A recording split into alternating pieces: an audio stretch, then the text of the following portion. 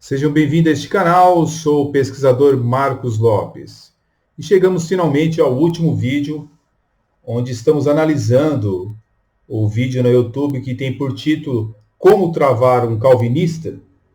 Bem, no vídeo anterior, trabalhamos um pouco a ideia da exegese bíblica e apresentamos que quando Judas, no penúltimo livro da Bíblia, Judas, ele descreve o perfil dos falsos mestres, eles já são destinados ao juízo, à condenação. Comentamos também que são homens ímpios, não justos, tá? E não se desviaram e depois se tornaram ímpios. Comentamos também, conforme Tito, capítulo 1, versículo 16 e João 10, versículo 14, de que esses falsos mestres, eles sempre negaram a Deus, eles negam a Deus. E o quarto ponto, que quem não tem o Espírito Santo não pertence a Cristo, conforme Romanos 8, versículo 9. E de fato, na passagem lá de 2 Pedro, no final da passagem, nós vemos que eles eram porcos e cães e não tinham nada de ovelha, não pertenciam ao Senhor. Judas, versículo 5, esclarece sobre a questão e negarão o Senhor que os resgatou. Então, prosseguindo nessa jornada, né, nós temos que explicar o seguinte, que esse texto, segundo Pedro, ele existe grandes ambiguidades, como eu já disse, e não podemos firmar uma doutrina em cima desta passagem, tá? Principalmente segundo Pedro capítulo 2, verso 1. Porque é uma passagem que não traz suporte, né, concreto para que uma pessoa possa dizer que não existe a expiação limitada. Ok? Jesus Cristo nos dará força para vencer os nossos pecados, é Ele que vai nos dar força, conforme Romanos 6, versículo 14. Agora, o que mais me chama a atenção também, dentro deste assunto, é que os fundadores das Assembleias de Deus no Brasil, estou me referindo a Gunnar Ring e Daniel Berg, certo? Eles, talvez vocês não saibam, mas eles estudaram, tá, em um seminário sueco calvinista. Aí eu pergunto, como eles poderiam ensinar um dogma católico da perda de salvação, certo? Se eles estudaram em um seminário sueco de confissão calvinista. E é por isso que os hinos da harpa cristã, das Assembleias de Deus, são hinos que quando você os canta, você percebe a doutrina da perseverança dos santos. O que você quer dizer com isso, pesquisador Marcos Lopes? Você está querendo dizer que Gunnar Ring e Daniel Berg, os fundadores das Assembleias de Deus, eles eram monergistas, cristãos monergistas? É isso que você está declarando? Olha, se eles eram monergistas ou não, eu não posso dizer, tá? É bem mais provável que eles eram teólogos arminianos. Agora, o que os hinos da harpa expressam doutrinas dos reformadores, da perseverança do santo, e que a esposa de Gunnar Ring cantava hinos de perseverança do santo, isso é fato, tá? Jamais voltarei ao Egito, né? Conforme diz a esposa de Gunnar Ring, né? Então, inclusive, muitos hinos de Paulo Leiva Macalão, eles expressam não a perda de salvação, mas a perseverança dos santos. Então, quando a gente começa a observar os hinos da harpa cristã, né, a gente entende que, embora eles rejeitem hoje a doutrina da perseverança dos santos, eles não conseguiram extirpá-la da sua própria harpa cristã. Você vê isso em vários hinos da harpa cristã. Eu não vou cantar aqui e nem vou apresentar todos para vocês aqui. Mas, por exemplo, você pode ver o hino 79, né, na primeira estrofe lá, Jesus está comigo, é o meu consolador. Ele jamais me deixa, pois sempre me conduz. O hino 111, na estrofe 3, você vê o seguinte: e agora, do céu, a certeza me deu, entrando no meu coração, seu espírito, o zelo e o penhor concedeu, vindo a ele ao meu coração. O hino 142, estrofe 4, ó, que grande festa não é concedida, com a mesa posta espera o Senhor, a todos inscritos no livro da vida, e que já da morte não tem mais temor. E todos os que foram por Cristo comprados, o lindo cortejo composto será. O hino 146, estrofe 2, diz o seguinte: do mundo não tenho mais prazer, purificado estou, nunca jamais hei de perecer. 148. Nada dele me separa. Tá vendo? Hino 229, estrofe 3. Me guardará por teu amor, fiel até a morte. Tá vendo? Vamos ver aqui rapidamente, mais uns 2, 3 aqui. 190, estrofe 3. O Senhor me purifica, tira o mal que está em mim. A minha alma santifica e me guarda até o fim. 246, estrofe 3. Só em Cristo encontrará descansos, que ninguém aqui jamais irá tirar. 398, estrofe 2. 398. Ninguém me poderá tirar a paz que flui no meu coração. O sangue do Cordeiro garante salvação. 334 da harpa, você vê expressado esses hinos, você vê apresentado esses hinos da perseverança dos santos. Provavelmente o pastor Elias não vai poder mais cantar esses hinos, né? Porque esses hinos não pregam perda de salvação. Eu vou falar uma coisa, é muito complicado isso. Tinha que tirar esses hinos aqui da harpa cristã, porque como é que você vai fazer? Você acredita na perseverança dos santos ou não? Os hinos apresentam outra coisa, né? E quando você abre o livro Arminianismo, a Mecânica da Salvação, na página 465 e 466, a gente observa, por esses documentos aqui das Assembleias de Deus, tá? A gente vê o seguinte: eu estou mostrando para vocês provas, tá? E não estou aqui defamando ninguém. Estou simplesmente provando com documentos da própria Assembleia de Deus, doutrinas que eram cridas pelos reformadores. Bem, diz aqui na página 465 do livro A Mecânica da Salvação, do pastor assembleano Silas Daniel, diz o seguinte: mas alguém pode se perguntar, se você está dizendo que o pecado contínuo pode levar à apostasia prática e, consequentemente, à perdição, à perda da salvação, então você está afirmando que é possível um cristão, em algum momento, pecar e continuar salvo? Sim, é a resposta.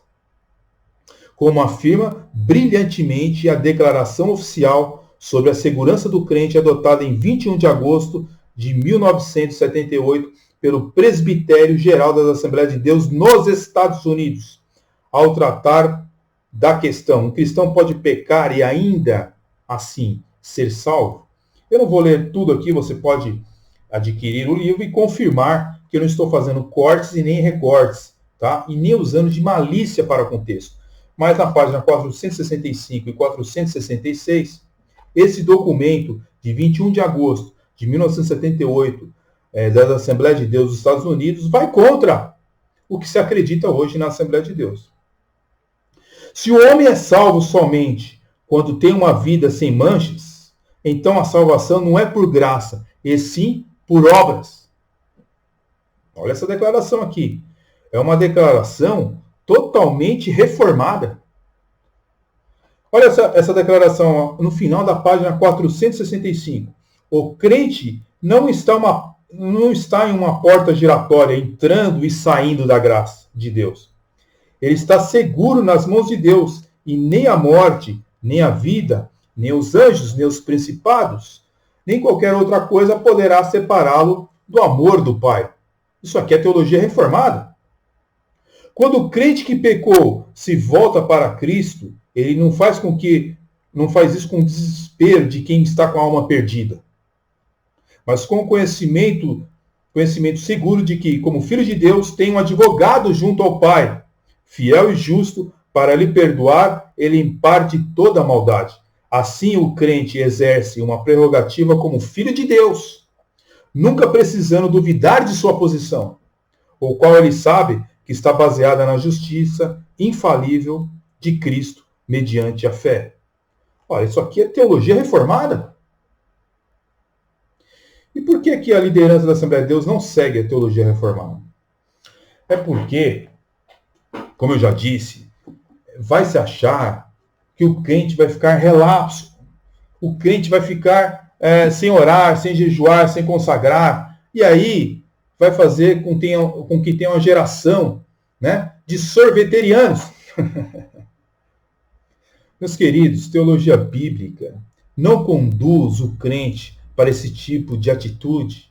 As verdades bíblicas, elas são feitas para que o crente se alegre em Deus e não que sinta tristeza, como Roma, que colocava as pessoas debaixo daquele jugo da Igreja Católica, certo? Na Idade Média, e os reformadores usados por Deus mostraram que o crente pode ter certeza de salvação absoluta em Cristo Jesus, porque tem a vida eterna e não terá a vida eterna. Então, a gente tem que ter cuidado com esses ensinos que a gente vê hoje em dia, ok?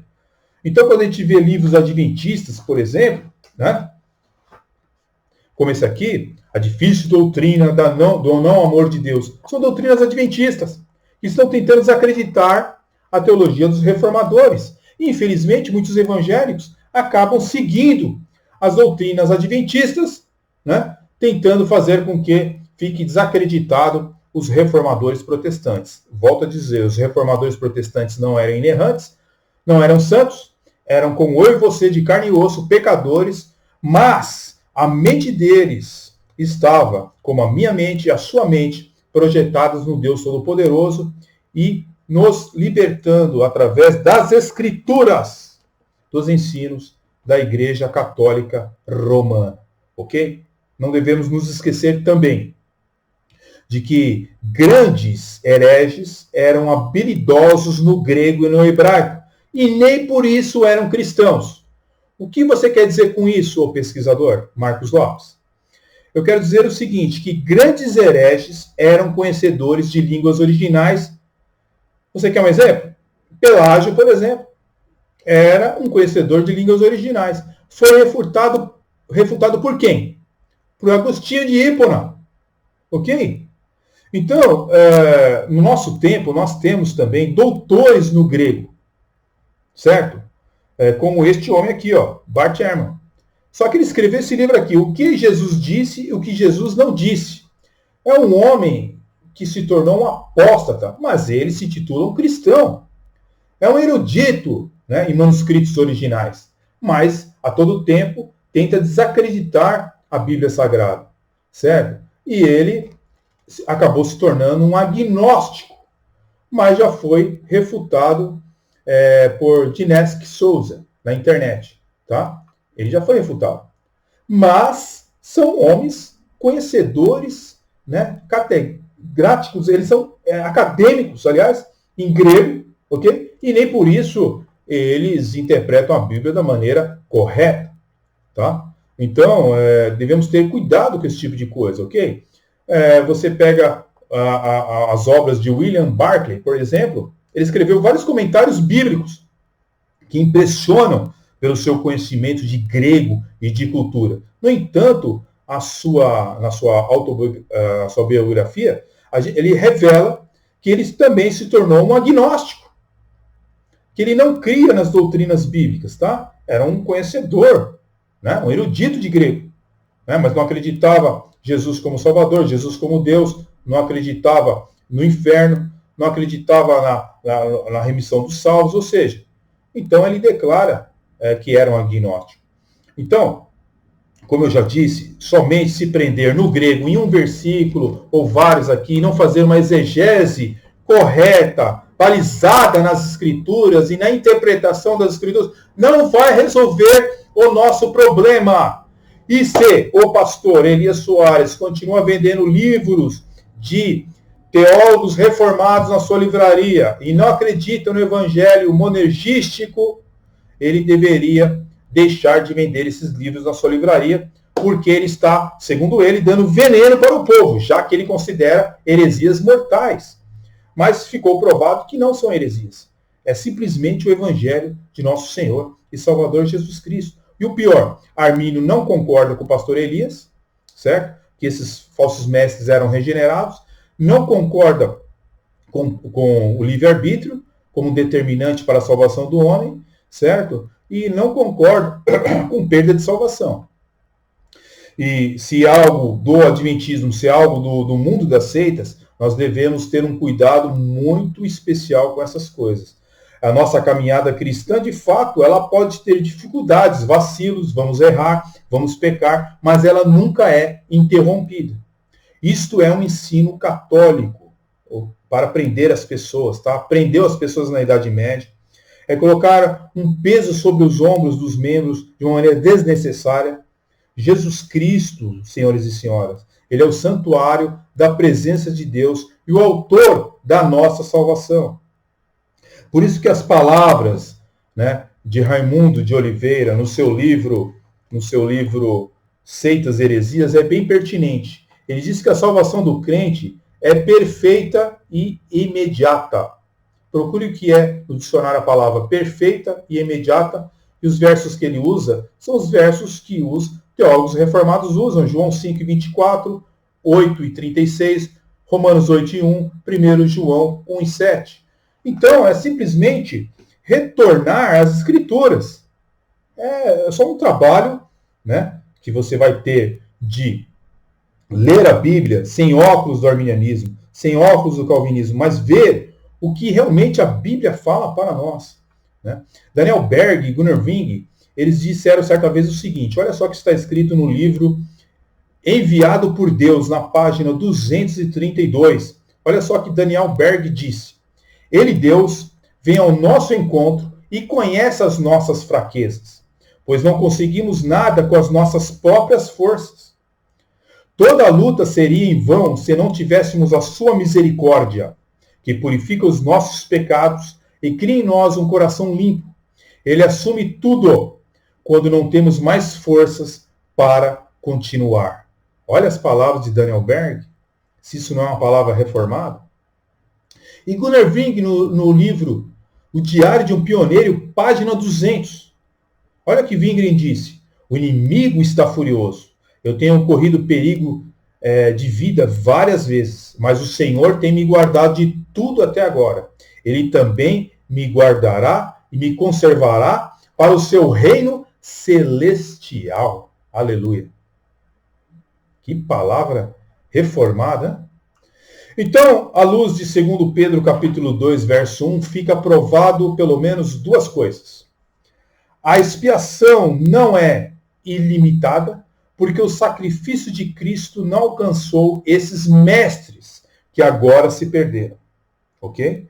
E o segundo ponto que fica provado através de 2 Pedro capítulo 2, verso 1, essa passagem demonstra de uma forma clara que uma vez salvo por Cristo, e se você for um dos tais, você jamais corre o risco de perder a salvação e ir para o inferno. Ok? Portanto, fica provado que não é falácia afirmar que Cristo morreu somente pelos eleitos. E os salvos por Cristo não se perderão, eles não vão se perder na mão do diabo. O diabo não é maior do que o nosso Deus. Ok? Segundo Pedro capítulo 2, verso 1, devemos abandonar os ensinos romanos e nos voltarmos para as Escrituras Sagradas. Vamos orar juntos? Senhor meu Deus, eu quero te louvar, te agradecer por mais esse estudo da tua palavra, que este vídeo possa alcançar centenas e centenas de irmãos e que eles possam abrir a sua mente e o seu coração para aquilo que é ensinado na tua palavra. Meu Deus, sabemos que existem palavras difíceis, conforme diz a própria Bíblia. Existem palavras e de duro entendimento, mas nós nos sujeitamos à tua palavra. Acreditamos, Senhor, que o Senhor é aquele que preserva as nossas vidas, guarda o teu povo, aquele, Senhor, a quem o Senhor chamou e amou primeiro, antes que nós o escolhêssemos. Senhor, quero te agradecer por tudo, pela vida dos teus filhos e por este vídeo, em nome do Senhor Jesus. Amém. Meus queridos, fiquem na paz, deixem seus likes, seus comentários e até um próximo vídeo. Amém? Deus abençoe.